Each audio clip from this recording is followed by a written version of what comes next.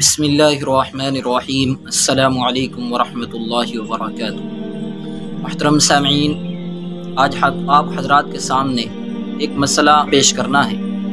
کہ مسلمان بقرعید کے موقع پر قربانی کیوں مناتے ہیں۔ اس بارے میں سمجھیے کہ یہ قربانی حضرت ابراہیم علیہ السلام اور ان کے بیٹے حضرت اسماعیل علیہ السلام کی ایک نشانی ہے۔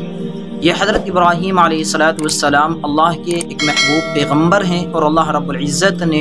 ان کا کئی طریقے سے امتحان لیا ہے،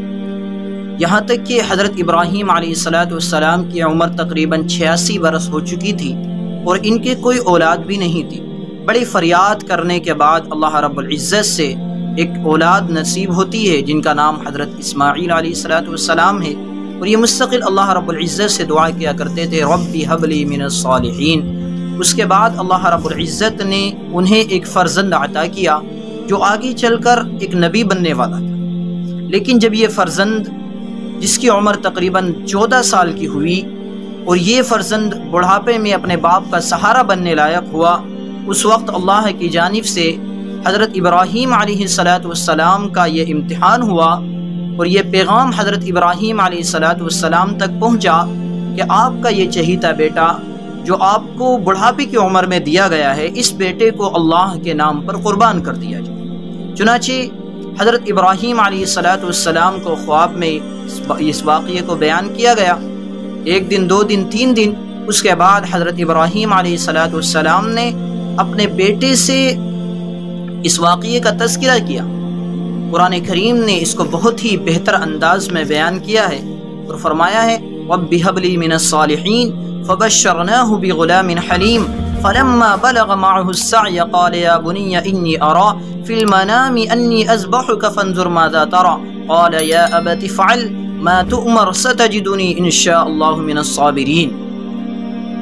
کہ حضرت ابراہیم علیہ السلام نے اپنے بیٹے حضرت اسماعیل علیہ السلام سے اپنے خواب کا تذکرہ کیا اور فرمایا کہ بیٹا، میں نے خواب میں دیکھا ہے کہ میں تمہیں ذبح کر رہا ہوں، بتائیے تمہاری کیا رائے ہے۔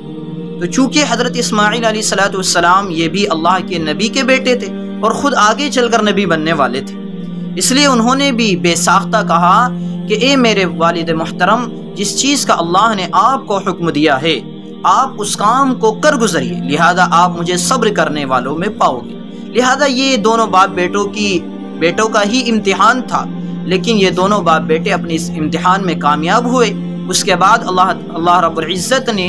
ان کے امتحان کو ایسا پسند کیا کہ قیامت تک آنے والی انسانیت کے لیے اللہ رب العزت نے اس چیز کو جاری و ساری کر دی اور قیامت تک آنے والے مسلمانوں کے لیے یہ پیغام دے دیا کہ اے لوگو، حضرت ابراہیم علیہ السلام نے جس طرح اپنے بیٹی کی قربانی پیش کی تھی، لیکن ہم نے اس کی قربانی کو نہیں لیا، صرف امتحان مقصود تھا۔ لہذا قیامت تک آنے والے مسلمانوں سے اللہ رب العزت کا یہ مطالبہ ہے کہ وہ بقرعید کے موقع پر حضرت ابراہیم علیہ السلام کی یاد میں اور ان کے بیٹے حضرت اسماعیل علیہ السلام کی یاد میں جانور کی قربانی پیش کریں تاکہ یہ عمل قیامت تک جاری رہے۔ تو یہ قربانی کا سلسلہ حضرت ابراہیم علیہ السلام سے شروع ہوا ہے جو قیامت تک انشاءاللہ زندہ رہے گا۔ تو قربانی حضرت ابراہیم اور حضرت اسماعیل علیہ السلام کی یاد میں منائی جاتی ہے۔ اللہ تعالی ہم سب کو قربانی کرنے کی توفیق عطا فرمائے۔